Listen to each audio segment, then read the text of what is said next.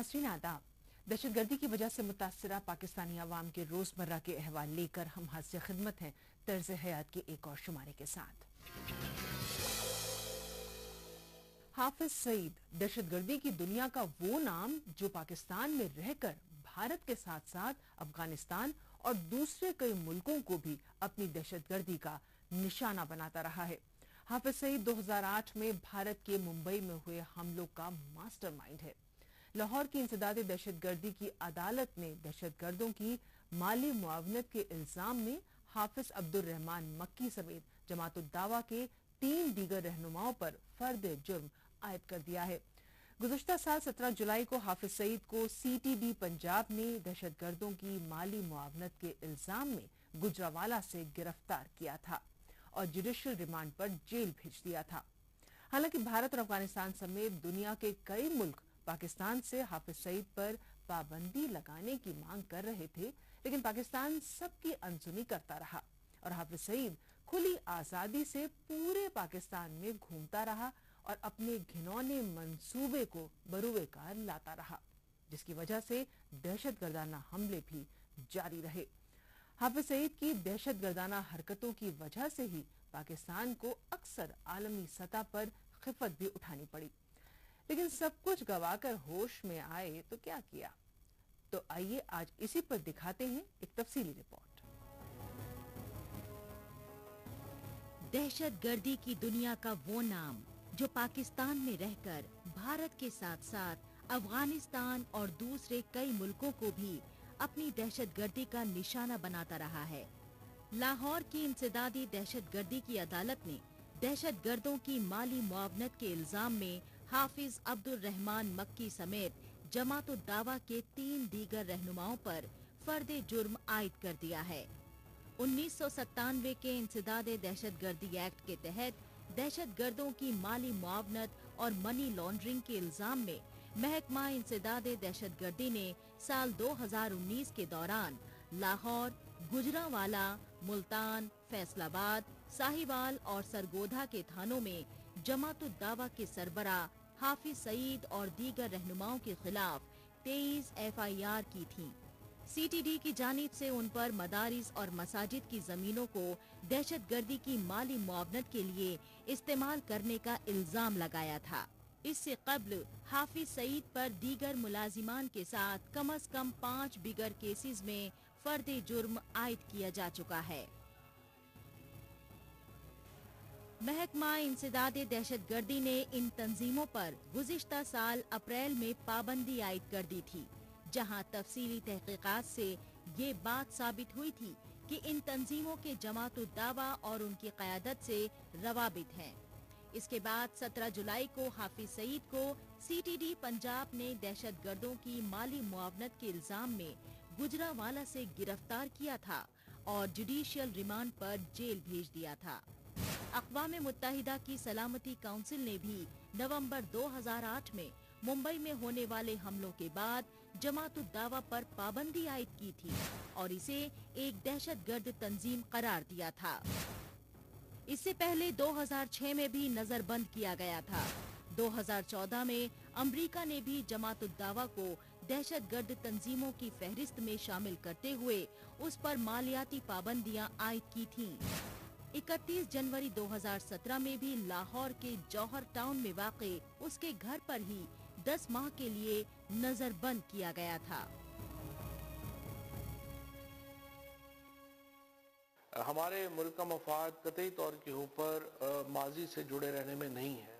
हम एक मुस्तकबिल का मुल्क हैं, हम एक फ्यूचर का मुल्क हैं और हमारी जो रिक्वायरमेंट्स हैं वो ये हैं कि हम मुस्तकबिल से जुड़ के रहें और उसके लिए इम्पॉर्टेंट है कि जो कार्रवाइयाँ की गई हैं वो कार्रवाइयाँ जो हैं वो हमारे मुस्तकबिल के लिए ज़रूरी हैं।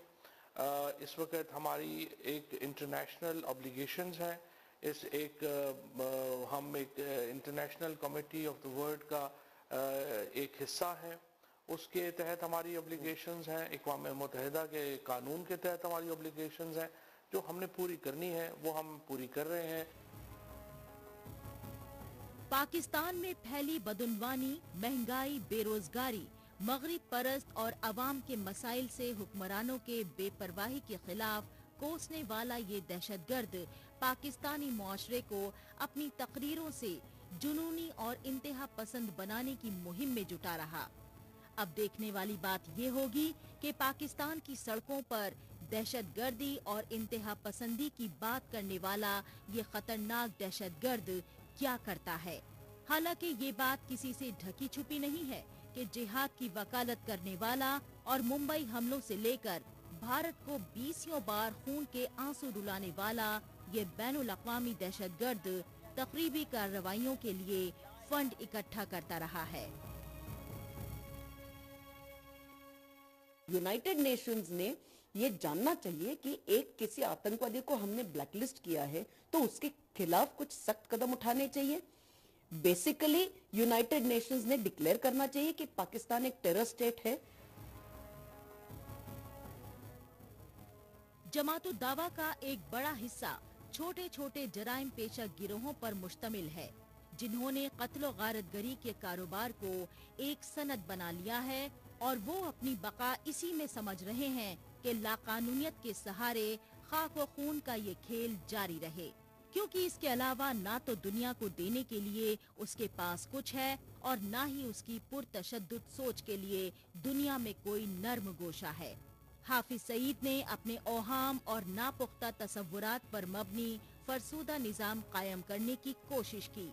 عدل و انصاف کے نام پر مقامی گروپوں نے زندگی اجیرن کر دی اور سب سے بڑھ کر تہذیب و تمدن سے جڑی روایات سے انحراف کر کے سماجی ارتقاء کا پہیہ الٹا چلانے کی بچگانہ حرکت کی۔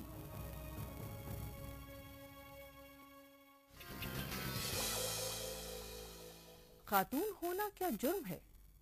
پاکستان میں خواتین کے لیے سب سے بڑا سوال یہی بنا ہوا ہے۔ شدت پسندوں کی بالادستی عورت کو آخر کیوں جینے نہیں دیتی؟ آخر کیوں پاکستان میں خواتین کو ہر موڑ پر امتحان ہی دینا پڑتا ہے؟ کیا وجہ ہے کہ خواتین اپنی مرضی سے پاکستان میں زندگی نہیں گزار سکتی؟ انہیں بندشوں میں اس طرح جکڑا گیا ہے کہ ان کا سانس تک لینا مشکل ہوتا جا رہا ہے۔ عالم یہ ہے کہ فرسودہ قوانین کا سہارا لے کر خواتین کا استحصال کیا جا رہا ہے۔ خواتین و بچوں کے حقوق سمیت دیگر انسانی حقوق پر کام کرنے والی سماجی تنظیم سسٹینیبل سوشل ڈیولپمنٹ آرگنائزیشن کی تازہ رپورٹ کے مطابق سال 2020 کی پہلی سہمائی کے دوران پاکستان بھر میں خواتین و بچوں پر تشدد سمیت اغوا اور قتل کے واقعات میں 360% تک کا اضافہ دیکھا گیا ہے۔ غیرت کے نام پر خواتین کے قتل کا رواج پاکستان میں کیوں اور کتنا عام ہے، اسی پر دکھاتے ہیں آپ کو یہ رپورٹ۔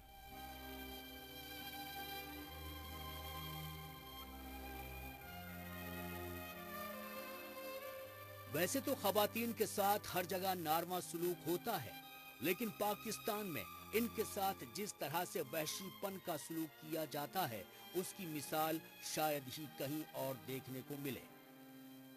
پاکستان میں خواتین کو محض ایک کٹ پتلی سمجھا جاتا ہے اور ان سے یہ امید کی جاتی ہے کہ وہ مردوں کے بالادستی والے معاشرے میں ان کے اشاروں پر ہی ناچتی رہے۔ مطلب پاکستان میں خواتین کی زندگی ظلم و ستم کی درد بھری داستان بن کر رہ گئی ہے، جو زندہ تو ہے لیکن زندگی سے محروم ہے، جن کے رشتہ دار تو ہیں لیکن وہ رشتوں کی عنایت سے دور ہیں، اور انہیں خواتین ہونے کا حق تو دور انسان ہونے کا حق بھی حاصل نہیں ہے۔ اس کا ثبوت ہے ان کے ساتھ ہو رہے ظلم و ستم کی وارداتوں میں دن بدن ہو رہا اضافہ۔ پاکستان میں خواتین کی وہ صورت نہیں ہے جو شاعری میں کہیں نظر آتی ہے۔ یہ بالکل اسی طرح سے بڑی حد تک پسی ہوئی اور پسماندہ ہے جو اختیار کے معاملے میں ہوتا ہے۔ اور دوسری ایک بات اور بھی ہے کہ جب تک آپ کے یہاں سے جاگیردارانہ ذہنیت ختم نہیں ہوگی، اختیار کا یہ تصور بھی ختم نہیں ہوگا۔ یہ معاملہ رویوں کے بدلنے کی بات ہے، اور ابھی تک دنیا میں کوئی قانون ایسا نہیں بنا جو رویے بدل سکے۔ پاکستانی معاشرہ فرسودہ قوانین اور دقیانوسی خیالات کی گرفت میں 21वीं सदी में भी बाहर नहीं आ सका है, जिसका खमियाजा पाकिस्तानी खवातीन को आए दिन उठाना पड़ रहा है। खवातीन पर मुसलसल हो रही इस तरह की वारदातें ये बताती हैं कि पाकिस्तानी मुआशरे में खवातीन की क्या हैसियत है। खवातीन और बच्चों के हुकूक समेत दीगर इंसानी हुकूक पर काम करने वाली समाजी तंजीम सस्टेनेबल सोशल डेवलपमेंट ऑर्गेनाइजेशन की ताजा रिपोर्ट के मुताबिक साल 2020 की पहली छमाही के दौरान पाकिस्तान भर में खवातीन व बच्चों पर तशद्दुद समेत अगवा और कत्ल के वाकयात में 360% तक का इजाफा देखा गया है। इंसानी हुकूक कमीशन के मुताबिक पाकिस्तान में सिर्फ गैरत के नाम पर कत्ल की वारदातों में 20% का इजाफा दर्ज किया गया है, जबकि साल 2019 में पाकिस्तान में गैरत के नाम पर कत्ल में तकरीबन 1100 खवातीन को अपनी जान गंवानी पड़ी थी। ये बहुत ज्यादा तशवीशनाक है और इसके ऊपर तो कमीशन भी और खवातीन की तंजीमें भी, दूसरे भी इंसानी हकूक की तंजीमें इस बात को बार बार उठा रही हैं कि इस तरह का जो कत्ल होते हैं इनको रोकने के लिए बहुत सख्त इक़दाम करने चाहिए। कानून का बाकायदगी से इतलाक होना चाहिए, लेकिन हम ये देखते हैं कि हमारे कानून में थोड़े से गैप्स हैं और जो कातिल है वो बच जाता है। खवातीन के साथ नाजेबा सलूक इस बात की वजाहत करता है कि वो अपने ही मुआशरे में किस कदर गैर महफूज है। पाकिस्तान की फिजा में घुल रही दहशतगर्दी और बुनियाद परस्ती खवातीन के लिए जानलेवा बनती जा रही है। ये शिद्दत पसंद मासूम और बेगुनाह खवातीन पर कभी कोड़े बरसाते हैं तो कभी पत्थरों से मार मार कर उन्हें हलाक करते हैं। ये उसी समाज के लोग हैं जो इज्जत और गैरत के नाम पर कभी खवातीन की नाक काटते हैं तो कभी कान और कभी जबान। गैरत के नाम पर कारोकारी जैसी घिनौनी करतूतों में भी इजाफा हो रहा है। पाकिस्तान में हर महीने 70 से 80 औरतों के चेहरों पर तेजाब फेंक कर उनके चेहरों को मस्ख कर दिया जाता है। गैरत और रस्म रिवाज के नाम पर पाकिस्तान में खवातीन का जिस तरह इस्तेहसाल किया जाता है, उन जख्मों का ना तो कोई हिसाब है और ना ही कोई शुमार।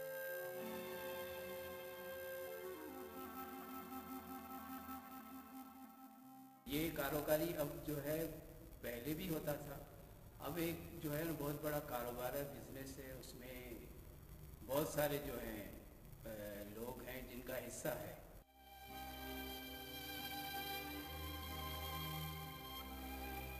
पाकिस्तान में बढ़ती बुनियाद परस्ती और दहशतगर्दी की वजह से खवातीन को तालीम से भी महरूम होना पड़ रहा है। लड़कियों को तालीम हासिल करना गुनाह समझने वाले पाकिस्तानी दहशतगर्द उनके स्कूलों को भी जमीन बोस कर रहे हैं, मगर पाकिस्तानी इंतजामिया खवातीन पर आए दिन हो रहे तशद्दुद के खिलाफ अपनी संजीदगी का मुजाहिरा नहीं कर रहे और न ही दहशतगर्दों के खिलाफ कोई कार्रवाई कर रहे हैं, जिसकी वजह से पाकिस्तान में रोजाना खवातीन असलहे के जोर पर अगवा हो रही हैं, जना बिल जब्र का शिकार बन रही हैं। उन्हें कारी करार देकर उनके माँ बाप और खाविंद को इक़दाम कत्ल पर मजबूर किया जाता है और दहशतगर्दी के इस निज़ाम को कबायली रिवायात का नाम देकर बर्दाश्त कर लिया जाता है।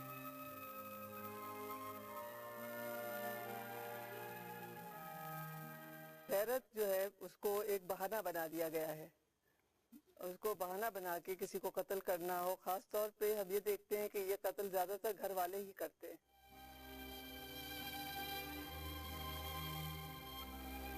समाजी और मजहबी नुक्ता नजर से औरत का मर्तबा बहुत आला है, लेकिन अफसोस इस्लामी जमहूरिया पाकिस्तान कहलाने वाला मुल्क अपनी खवातीन को ना तो तहफ्फुज दे पा रहा है और ना ही इंसाफ।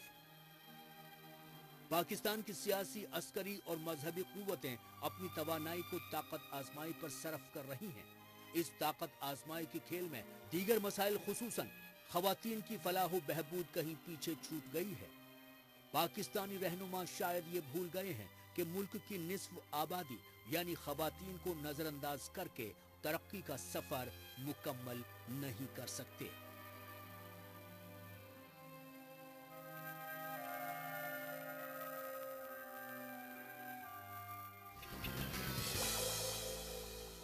इमरान खान को बरसर इक्तदार आए तकरीबन 2 साल होने को हैं, लेकिन पाकिस्तान से बिजली के बहरान को अभी तक खत्म नहीं किया जा सका है।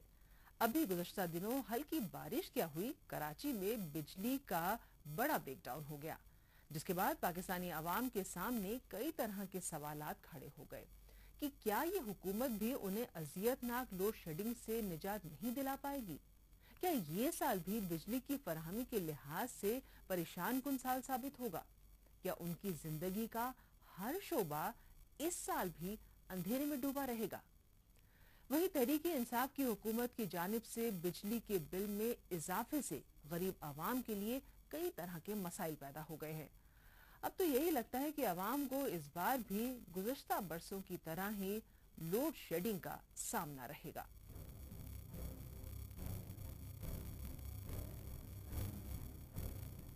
पाकिस्तान में गुजरते वक्त के साथ बिजली का बहरान मजीद गहराता जा रहा है।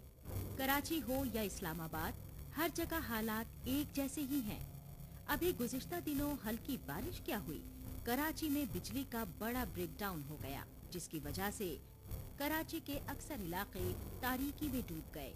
शहरियों का कहना है कि के इलेक्ट्रिक यानी कराची इलेक्ट्रिक बिजली के निजाम को बेहतर बनाने के लिए कोई ठोस इक़दामात ही नहीं करती, जिसकी वजह से गर्मियों और खासकर बरसात के मौसम में रोजाना 15-15 घंटे की लोड शेडिंग हो रही है। लोगों का ये भी कहना है कि कई इलाकों में गैर कानूनी तरीके से बिजली की चोरी हो रही है, उसे रोका जाए, वहाँ मीटर लगवाए जाएं। लेकिन हुकूमत का टालमटोल वाला रवैया और इसके बिगड़ते हालात को देखकर यही लगता है कि आवाम को इस बार भी गुज़िश्ता बरसों की तरह ही लोड शेडिंग का सामना करना पड़ेगा। ये पूछिए जिन्होंने कहा था कि हमने बिल माफ किए, 3 महीने मत भरिए, तो अब क्यों आ रहे हैं बिल? कौन भरेगा? और ये लॉकडाउन खत्म हुआ है, पेट अभी भी खाली है। 12,000 का बिल कहाँ से भरेंगे हम? इसको कम कराने के लिए आए। बिजली ये लोग किसी और का बिल मीटर काटना था, मेरी बिजली काट के घर के चलेगा काट के। जहां एक तरफ अवाम घंटों अंधेरे में रह रहे हैं, वहीं दूसरी जानिब बिजली के लंबे चौड़े बिल उनके जख्मों पर नमक छिड़कने का काम कर रहे हैं। अवाम का कहना है कि पाकिस्तान में बिजली के इस्तेमाल को मॉनिटर करने के दुरुस्त तरीके मौजूद नहीं हैं, जिसकी वजह से कम इस्तेमाल के बावजूद ज्यादा बिल भरना पड़ रहा है और उनकी परेशानी सुनने वाला भी पाकिस्तान में कोई नहीं है। इसके अलावा हर साल बिजली यूनिट में इजाफा भी अवाम के सर ही डाल दिया जाता है। अवाम का कहना है कि मौसम गर्मा के आते ही पाकिस्तान के मुख्तलिफ इलाके और शहर तारीकी में डूब जाते हैं। बिजली की लोड शेडिंग से जहां तालिबे इल्म मुतासिर हो रहे हैं, वहीं घरेलू जिंदगी भी तबाही में गुजर रही है। कारोबार ठप पड़ चुका है, सनतें मांद पड़ गई हैं और फैक्ट्रियां बंद हो गई हैं। बाजारों की हर छोटी बड़ी दुकानें भी दिन भर सूनी पड़ी रहती हैं, जिससे बेरोजगारी में इजाफा हो रहा है। पिछले महीने का बिल जमा कराया हुआ है, बैंक स्टैंप लगी हुई है, उसके बावजूद ये इसके अंदर लगकर आ गया है। 1 महीने का बेचते 1,17,000, अगले महीने में आता है 12,000। तो हम बच्चे को देखेंगे, खाने को देखेंगे, यहाँ लेन में खड़े होंगे, क्या करें बताया।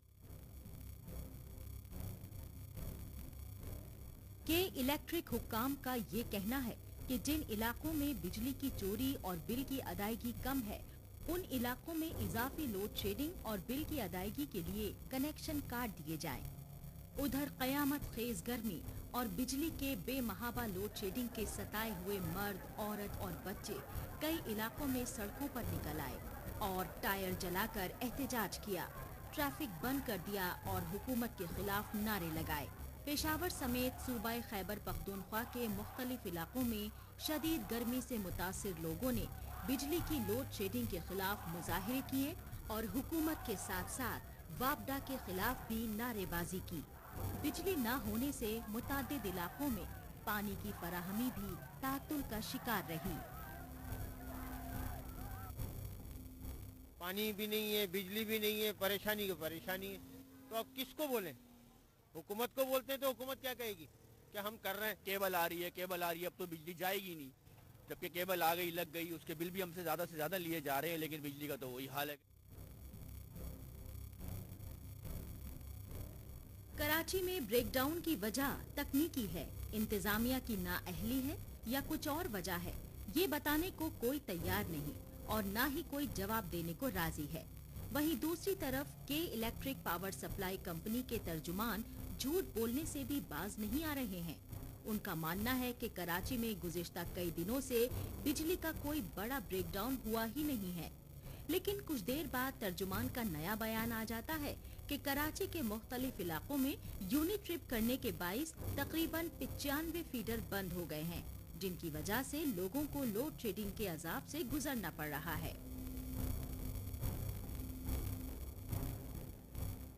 लाइट का इतना बुरान है, हमारे को मजबूर कर दिया है, परेशान हो गए हम लोग। शाम को जाते हैं सेट से लेते हैं, भाई खर्चा दे दो, भला काम पूरा करो। काम पूरा कैसे करें जब लाइट है ही नहीं। लाइट इतनी डिम है, हमारी स्त्रियाँ नहीं चलती, हमारी मशीनें नहीं चलती हैं। जब हम जनरेटर चलाते हैं तो लाजमी उसका पेट्रोल लगता है। पेट्रोल में अब इतने खर्चे बढ़ जाते हैं, किसी ग्राहक से हम 150 ऊपर ले लें वो हमको लड़ने के लिए आ जाता है।